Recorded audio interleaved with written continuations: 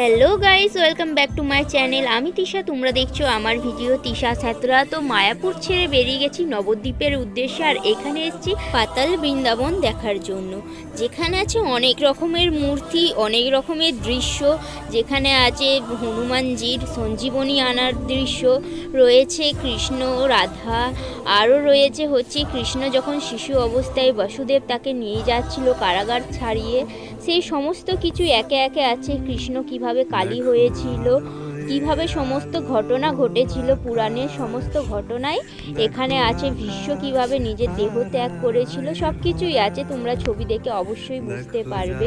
তো দেখতে থাকো আর আমি ভিডিওটা করতে থাকি। ছোটে হাওয়া পাগল পারা, এত আনন্দ আয়োজন। আর এখানে আমি একটুখানি ছবি তুলছিলাম বলে আর একটু ভিডিওটা স্লো হচ্ছিল, আর নিজেকেও একটু দেখিয়ে নিলাম। এখানে হালকা আলো পাচ্ছিলাম তো তার জন্য। আর আমার ক্যামেরাটার পিছনেরটা ভেঙে গেছে, তার জন্য গ্লাসটা ক্যামেরার ভিডিও ফুটেজটা ভালো আসে না। আর তোমরা দেখতে থাকো, এখানে সমস্ত কিছু কাহিনী কৃষ্ণকে নিয়ে, সমস্ত কিছু কাহিনীকে তুলে ধরা হয়েছে একভাবে এক সাইড দিয়ে। আর এখানে শুধুমাত্র কৃষ্ণ বা রাধাকে নিয়েই নয়, রাম সীতা সমস্ত রামায়ণ মহাভারত সমস্ত কিছুকে নিয়ে এর মধ্যে দেওয়া আছে, এর মধ্যে মূর্তি করা আছে সমস্ত কিছু।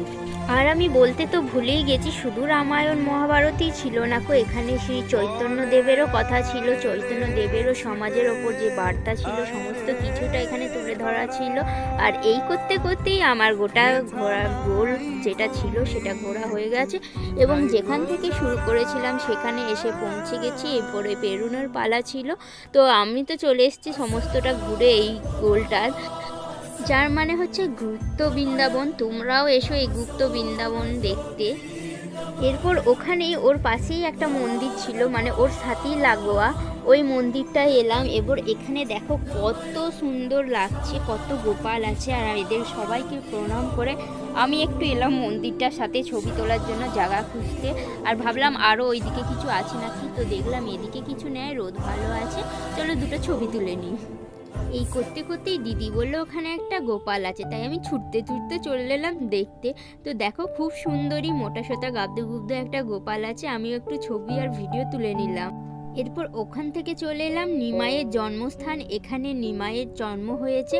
আর এখানে হচ্ছিল কি বলতো ভজন, তার সেখানেই ভজনের তালে তালে সবাই নাচছিল, তো সেটার জন্যই এত ভিড় হয়েছে। আর দুদিন ধরে নবদ্বীপ মায়াপুরে কিছু প্রোগ্রাম থাকার জন্য এমনিই ভিড় ছিল, আমি আগের ভিডিওতেও তোমাদের সাথে শেয়ার করেছি আর এখানেও শেয়ার করলাম।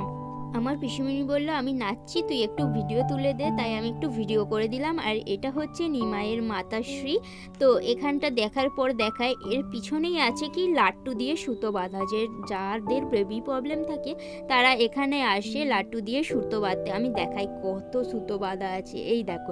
আর এই সব দেখতে দেখতেই আমরা যাই একটা বাগান আছে, আর যেই বাগানে সমস্ত কিছুই কিন্তু নকল, মানে আর্টিফিশিয়াল। এই গরু ময়ূর খরগোশ যা কিছু দেখছো এইসব পেরিয়ে গেলাম শিবজির কাছে একটু প্রণাম করতে। তো এখানে এসে আমি প্রণাম করে নিলাম, ক্যামেরা অফ করে ভালো করে প্রণাম করেছি, তোমরা ভেবো না যে আমি প্রণাম ঠিক করে করিনি গো। তো ঠিক আছে, এরপর এখান থেকে যাই আমি নিমাইয়ের জন্মস্থান, মানে যেই জায়গায় নিমাই হয়েছে সেই জায়গায় দেখাতে।